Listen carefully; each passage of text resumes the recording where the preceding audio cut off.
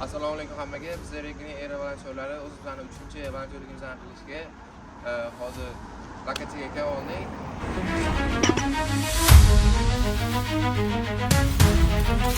o'z aslida ariqlardan suv oqish kerak, lekin bizning holatda ariqlardan axlatlar oqatilsa ham mubolag'a bo'lmaydi. Hozir ishdan boshlab oldik, endi sekin-sekin yoritib beramiz.